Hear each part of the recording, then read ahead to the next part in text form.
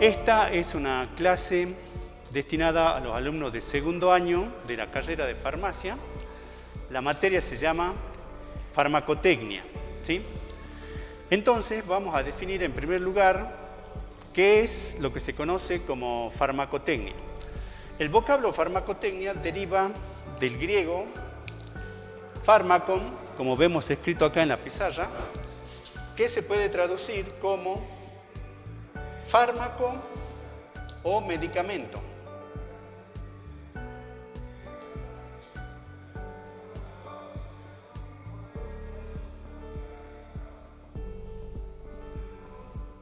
Como verán, es un vocablo compuesto, entonces, fármaco significa fármaco o medicamento, y la palabra tecné hace referencia al arte o a la técnica que se utiliza para elaborar esos medicamentos. Por lo tanto, dicho de una forma bastante sencilla, la farmacología, dentro de sus ramas, tiene la farmacotecnia, y la farmacotecnia vendría a ser el arte de elaborar medicamentos. Entonces, dando una definición más o menos concisa, podríamos decir que es la ciencia que estudia los distintos procedimientos a los cuales debemos someter a la materia prima con que se elabora un medicamento, con el objeto de darles una forma adecuada antes de su administración, ¿sí? Esa administración tiene que estar indicada por un profesional de la salud, ya sea un médico, un odontólogo o un veterinario, en las cantidades o dosis y también con las indicaciones que están establecidas previamente de acuerdo a la experimentación clínica.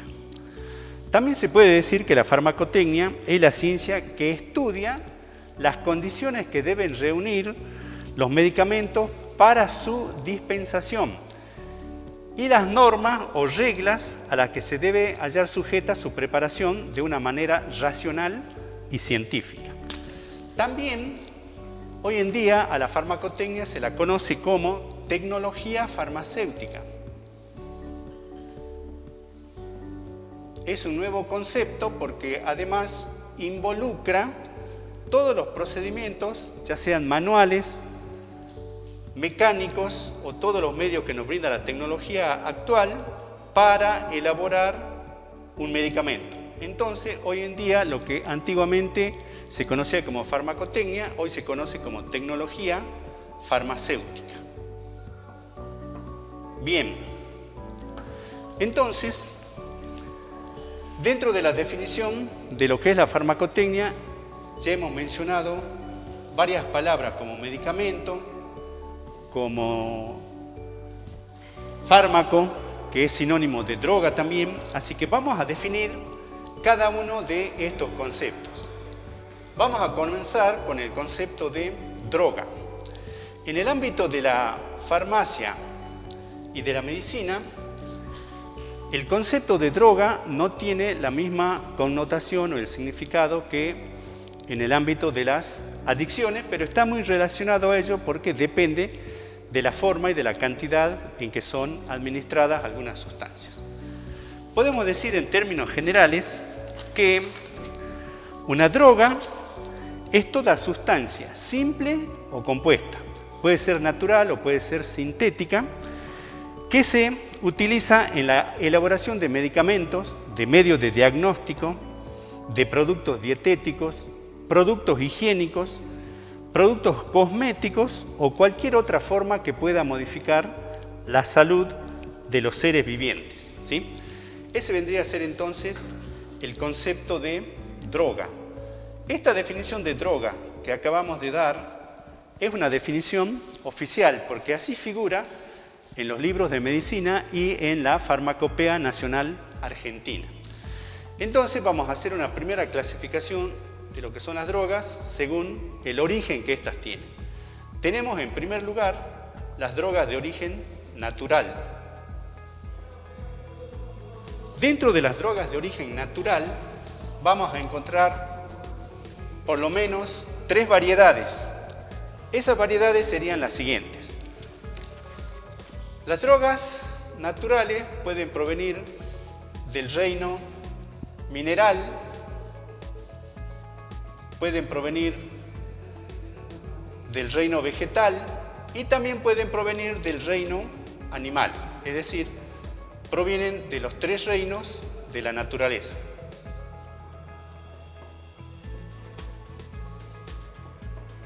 Vamos a ejemplificar rápidamente algunas drogas naturales. Por ejemplo, de las drogas de origen mineral suelen utilizarse sustancias compuestas o puras que se encuentran en la naturaleza, generalmente en depósitos mineros, o sea, depósitos que se hallan sobre o dentro de la corteza terrestre y luego son sometidas a procesos de concentración o beneficio de minerales para obtener esa sustancia con el mayor grado de pureza posible y así poderlas utilizar para elaborar medicamentos. Son ejemplos clásicos de esto algunas sales o elementos tales como el hierro, pongamos el símbolo químico del hierro, también el azufre. También tenemos algunas sales, como sales de calcio, por ejemplo, sales de calcio, sales de magnesio, sales que contienen cobre. Entonces, todas estas sustancias se encuentran puras o combinadas en los depósitos naturales. Como les digo, luego de ser sometidos a procesos de concentración o beneficio de minerales, se la obtiene con el grado de pureza necesario para su posterior utilización en la elaboración de medicamentos. En el caso de las drogas de origen vegetal, se utiliza directamente la parte de algunos vegetales que sea más concentrada o que tenga mayor riqueza en algunos principios activos que desde hace mucho tiempo atrás, prácticamente desde la antigüedad, se conoce que pueden actuar y producir beneficios para algunas dolencias de los seres humanos. Así es que los principios activos que se obtienen del reino mineral, que provienen generalmente de las plantas, se utilizan las raíces, se pueden utilizar las hojas, el tallo, también en algunos casos se utiliza la corteza de algunas plantas, ¿por qué no las flores? Y en algunos casos también los frutos, ¿sí? Bueno, en el caso de la droga de origen animal, para elaboración de medicamentos se utilizan productos que provienen de los polvos de algunos órganos, como ser el caso de la tiroides.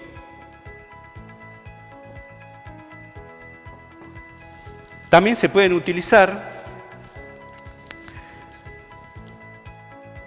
principios activos que se extraen de algunas glándulas, como es el caso de las hormonas, y también podemos mencionar a la insulina. Entonces, esos vendrían a ser ejemplos. Primero, la clasificación de las drogas de origen natural y ejemplos de cada tipo que está mencionado en ese lugar. También tenemos las drogas sintéticas y dentro de las drogas sintéticas tenemos que mencionar también a las que se denominan semisintéticas.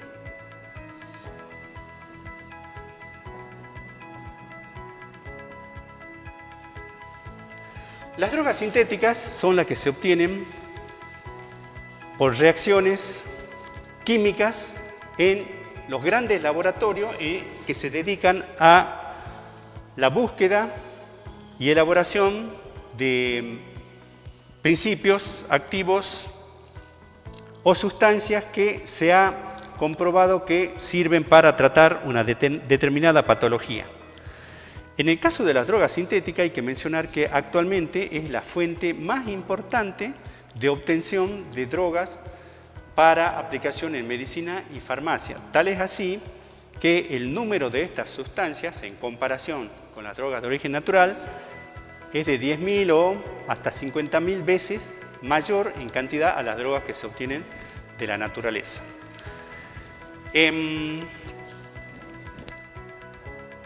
Las drogas sintéticas que se obtienen en el laboratorio pueden o no tener relación con las drogas naturales, especialmente las drogas de origen animal. Porque, por ejemplo, nosotros podemos mencionar que hay un estrógeno natural llamado estradiol,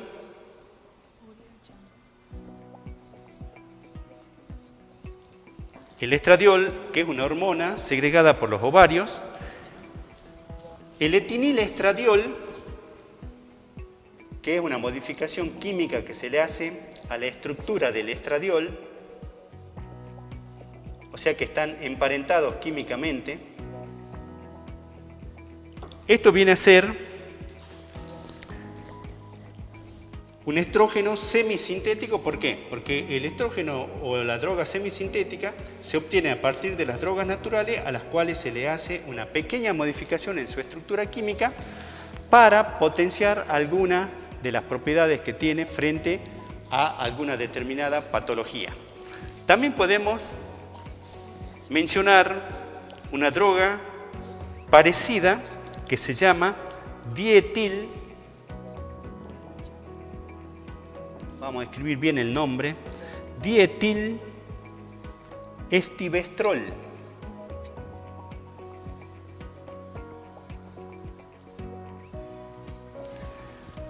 Que tiene aplicaciones similares a los dos anteriores, pero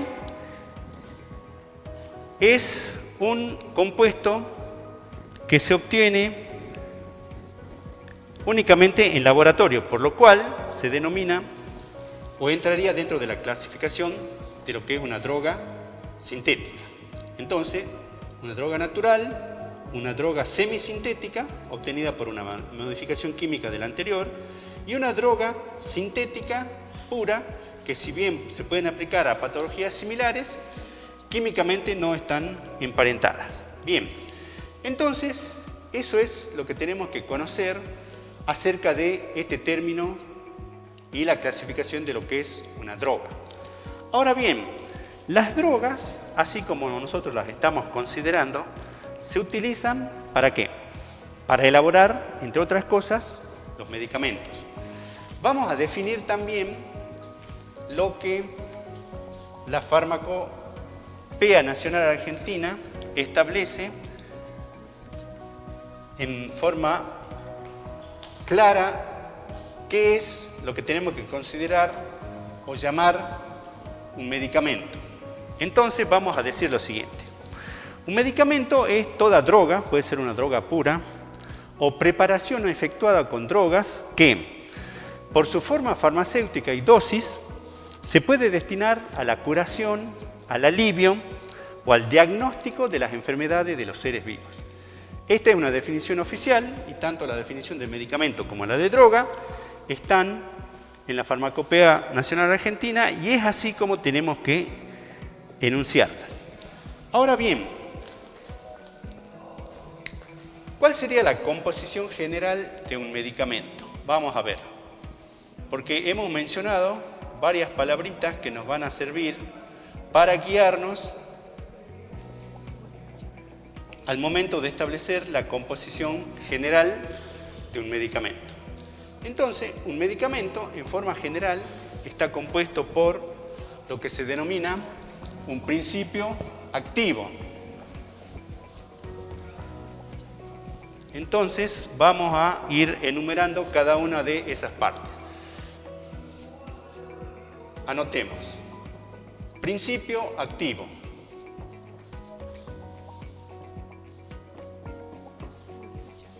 El principio activo puede ser una monodroga o una asociación de monodrogas que por las propiedades farmacológicas que tienen se puede destinar al tratamiento de una determinada patología. Entonces, el principio activo también es conocido como monodroga. Recuerden que puede ser una sola droga o asociación de drogas. Monodroga. Después, en forma general también, Los medicamentos están conformados por lo que se denomina los excipientes.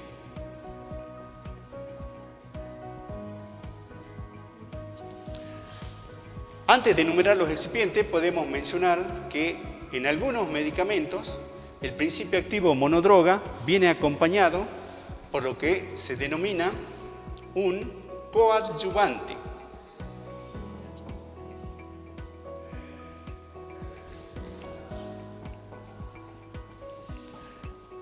El coadyuvante viene a ser otro principio activo u otra monodroga que sirve dentro de ese medicamento para potenciar o para atenuar el efecto de la droga principal. Porque puede ocurrir que el principio activo en un medicamento, aún en pequeñas cantidades que contenga el mismo, puede resultar no beneficioso para la persona, sino que la puede llegar a intoxicar, entonces hay que atenuar esa propiedad. O en algunos casos, por más de que tenga una cantidad elevada de principio activo, no alcanza para tratar la patología en cuestión, por lo tanto, el coadyuvante, ¿qué hace? Potencia la acción del principio activo. Todo esto está contemplado dentro de lo que se llama la concentración del medicamento, que ya vamos a ver de qué se trata. Bien, entonces, dentro de los excipientes tenemos algunos, como por ejemplo, los conservantes. ¿Qué son los conservantes? Los conservantes son sustancias que se incorporan al medicamento y que tienen la función de hacer que el principio activo tenga una acción farmacológica extendida en el tiempo, es decir, que la acción farmacológica dure la mayor cantidad posible de tiempo. Normalmente, cuando se elabora un medicamento y se hacen las pruebas correspondientes, se ve si la actividad farmacológica permanece inalterable o varía muy poco con el correr del tiempo. Es por eso que todos los medicamentos por ley deben tener una fecha de vencimiento, ¿sí? Normalmente, hay medicamentos que tienen 1 año, 2, 3 y hasta 4 años, donde la actividad farmacológica del principio activo se mantiene prácticamente inalterable. Esa sería la función del conservante. Puede tener uno o más conservantes. También tenemos lo que se denomina los colorantes.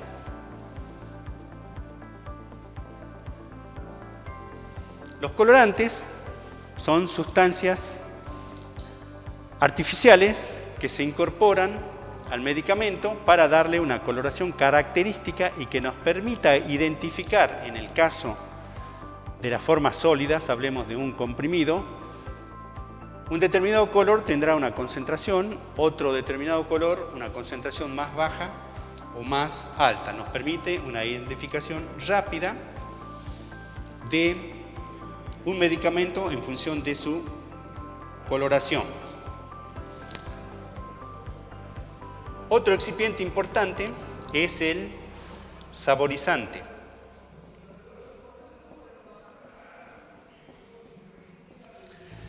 El saborizante se agrega a un medicamento con la finalidad de que enmascare el sabor natural que tienen las monodrogas, ya sea de cualquier origen, naturales o sintéticas, que en general no son sabores agradables al paladar, ¿sí? Tengan en cuenta que muchos pacientes pediátricos, muchos chicos, si no tiene sabor a frutilla y color rosado, no lo toman. Bueno, no solamente pacientes pediátricos, sino también algunas personas mayores, porque lamentablemente la mayoría de las monodrogas de origen natural y muchas sintéticas tienen sabores que no son agradables al paladar, entonces es necesario enmascararla para hacer de que el paciente se le administre, si es por vía oral, de una manera segura y que estemos con plena seguridad de que la persona la va a asimilar. Y por último, podemos mencionar lo que se conoce como medio o vehículo. El medio o vehículo es una sustancia generalmente inerte, es decir, que no tiene actividad farmacológica, en donde el principio activo y los demás excipientes están dispersos y que se utiliza para obtener una mezcla homogénea y que pueda tener un volumen que lo haga industrializable, es decir, que nosotros lo podamos mecanizar. Si pensamos en una sustancia en polvo que la tenemos que mezclar con los demás excipientes, si las cantidades son muy pequeñitas, no alcanzaría para mecanizar un comprimido. Entonces, para llevarlo a un volumen que se lo pueda industrializar o mecanizar, es que se le agrega lo que se conocen como medio o vehículo. Normalmente los vehículos que se utilizan para que esté disperso en ese medio el principio activo, en el caso de los medicamentos en forma sólida, puede ser el almidón de maíz o el almidón de trigo o cualquier otra sustancia que no tenga acción farmacológica. Bien, entonces hemos definido lo que es una droga, lo que es un medicamento, hemos visto cómo está compuesto en forma general un medicamento, esto vendría a ser la forma general. En el caso de los medicamentos que están en forma líquida, el medio o vehículo puede ser un jarabe o puede ser una solución de agua con azúcar, ¿sí? Y un conservante. Vamos a ver ahora brevemente lo que es la concentración de un medicamento, ¿sí? Porque nosotros muchas veces escuchamos hablar en la vida cotidiana de, por ejemplo, un paracetamol, que es un analgésico antiinflamatorio, un paracetamol de 500 miligramos. ¿Qué significan esos 500 miligramos? ¿Sí? Entonces, esa viene a ser la concentración o dosis que tiene cada comprimido de ese medicamento. La concentración viene a ser entonces la cantidad de principio activo que tiene un medicamento en alguna de sus formas farmacéuticas por cada dosis que se debe administrar, ¿sí? Si pensamos, por ejemplo, en un comprimido, dibujemos acá un comprimido, como verán, tiene forma redondeada y tiene una ranura. La finalidad de esa ranura es poderlo fragmentar en dos partes que van a tener cada una la mitad de la concentración. Si esto fuese un paracetamol de 500 miligramos, como habitualmente se escucha decir, ¿sí? Eso quiere decir que este comprimido, en toda su masa, tiene 500 miligramos de paracetamol. Pero el comprimido en sí puede pesar más de 500 miligramos. Puede pesar entre 600 hasta 700 o más miligramos. ¿A qué se debe esa diferencia? Esa diferencia se debe a la presencia de estos excipientes. Uno o más conservantes, un colorante para darle un color característico, puede ser un amarillo pálido o tenue, un saborizante y el medio o vehículo. Entonces, esta diferencia de masa es la que le dan los excipientes y los 500 miligramos viene a ser la concentración del principio activo. Entonces, un comprimido de 500 miligramos tiene 500 miligramos de principio activo, pero su masa total puede ser mayor, nunca menor, ¿sí? Bueno, entonces ya sabemos lo que es una concentración o dosis. Hemos visto la definición de droga y la definición de medicamento, la composición general de un medicamento. Y ahora vamos a ver lo que son las formas farmacéuticas.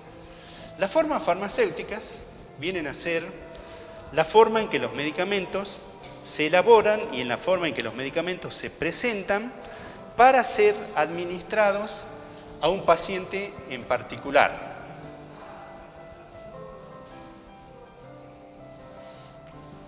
Dentro de las formas farmacéuticas tenemos una variedad bastante grande, aunque en principio se clasifican en 3 o 4 formas farmacéuticas básicas.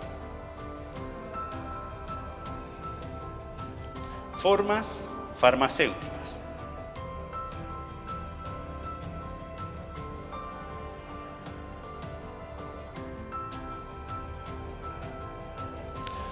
Bueno, las formas farmacéuticas normalmente se refieren al estado físico en que un medicamento se presenta para ser administrado a un paciente en particular.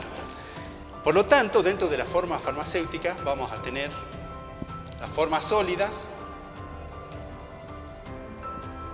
vamos a tener las formas líquidas,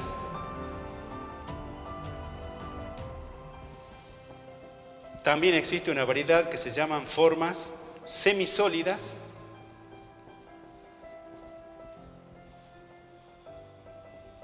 y por último tenemos las formas gaseosas. Es decir, como verán,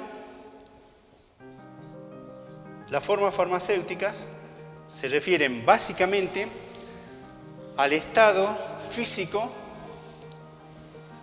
que tienen o que presentan los medicamentos, tal como salen o tal como son elaborados en la industria farmacéutica y en la forma en que llegan a los pacientes, ¿sí? Bueno, dentro de cada una de estas formas farmacéuticas tenemos una variedad bastante grande dentro de cada una. En el caso de las formas sólidas, que es la que vamos a enumerar solamente en esta clase, no las vamos a desarrollar. En el caso de las formas sólidas, nosotros podemos decir que tenemos la siguiente clasificación. En primer lugar tenemos los polvos. También vamos a mencionar a los papeles o sobres.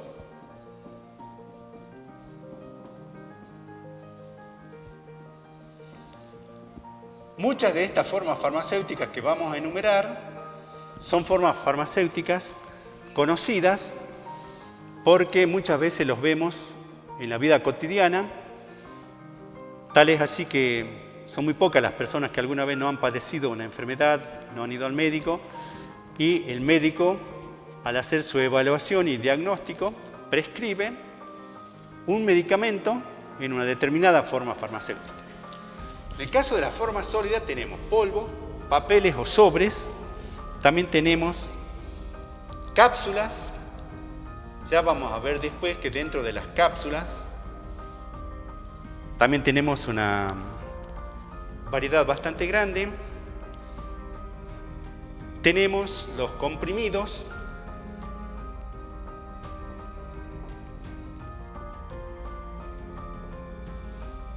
Estos comprimidos también son conocidos como tabletas.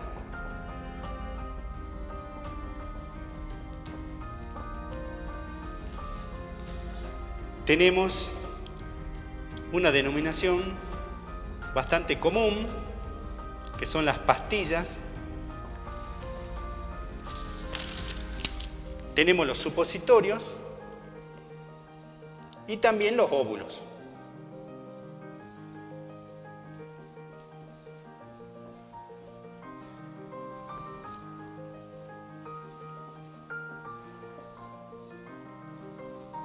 Bueno, posiblemente haya alguna otra variedad dentro de lo que son las formas sólidas, pero nosotros por el momento nos vamos a manejar solamente con estas y vamos a hacer especial hincapié en lo que son los papeles o sobres. Recuerden que dentro de la carrera de técnico superior en farmacia, que se dicta en nuestra institución, la orientación que tiene esta carrera es básicamente para la farmacia hospitalaria, y en la farmacia hospitalaria se utiliza mucho esta forma y por eso es poco conocida a lo mejor fuera del ámbito de la farmacia hospitalaria. Bueno, cápsulas, comprimidos, tabletas y pastillas. Después, aparte de los sobres, también vamos a prestar especial interés a lo que son las cápsulas, los comprimidos o tabletas y las pastillas.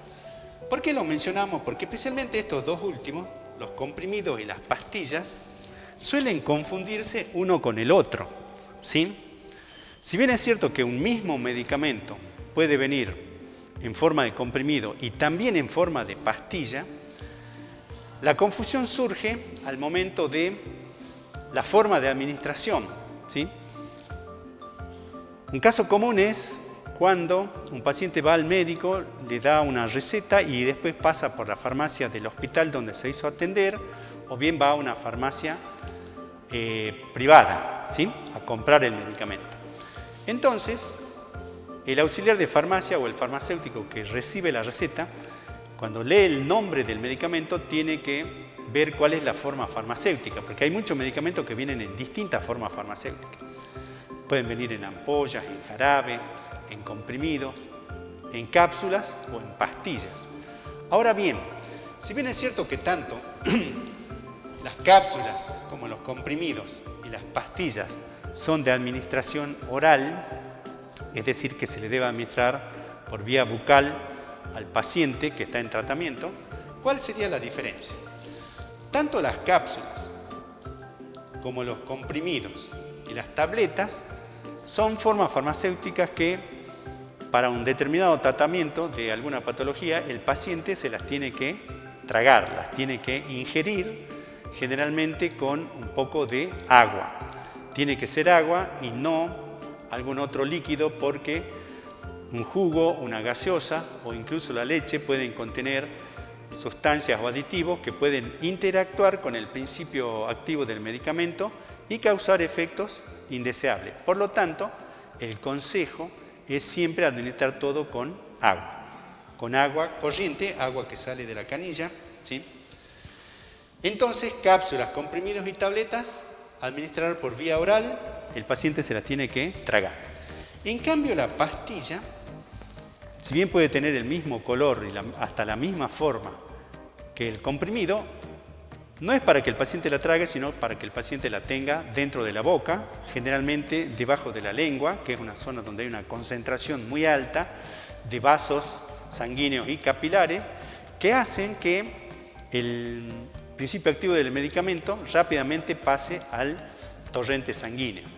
Y otra de las causas por las cuales la pastilla el paciente la tiene que tener en la boca hasta que se disuelva por acción de los jugos que desprenden las glándulas que están situadas, las glándulas salivales, por ejemplo, dentro de la boca, es porque la acción que tiene que ejercer es a nivel local, es decir, a nivel de vías aéreas superiores. ¿Por qué fracasan muchos tratamientos y muchas terapias? Porque el paciente no hace el tratamiento correcto. Si le han recetado un medicamento en forma de pastilla, bueno, el médico le explica al paciente en el momento en que lo atiende. Pero como una persona que está enferma está disminuido de alguna manera, si lo podemos decir, y necesita contención, sobre todo de las personas que lo atienden y de las personas que reciben la receta en una farmacia, ya sea hospitalaria o privada, y se le debe explicar nuevamente, señor, a usted le han recetado un medicamento en forma de pastilla, por lo tanto, esta pastilla usted la tiene que tener dentro de la boca hasta que se disuelva, no la trague, porque si no, no le va a hacer ningún efecto. Y eso es una cuestión clásica que se presenta dentro de las terapias de tratamiento de algunas patologías. Bueno, con esta introducción a lo que es la farmacotecnia, vamos a dar por finalizada la clase de hoy. En la próxima clase vamos a desgranar cada una de estas formas y vamos a dar ejemplo de algunos medicamentos que vienen en esta forma farmacéutica y también vamos a ver en clases sucesivas las formas líquidas, las formas semisólidas y las formas gaseosas. En el caso de las formas líquidas y de las formas semisólidas, vamos a ver algunas técnicas de elaboración. Porque recuerden que farmacotecnia, en su definición o en su nuevo concepto de tecnología farmacéutica, también hace referencia al modo en que se deben elaborar esos medicamentos, ya sea utilizando técnicas manuales o bien utilizando algún tipo de aparatología y valiéndonos de lo que la tecnología nos brinda hoy en día. Entonces, una vez que hayamos visto todo eso, van a estar en condiciones de concurrir a hacer las prácticas en el laboratorio de producción de medicamentos que la provincia posee en la calle Bolívar y en la cual tradicionalmente todos los años los alumnos de segundo año van a hacer las prácticas correspondientes a esta materia. Muchas gracias.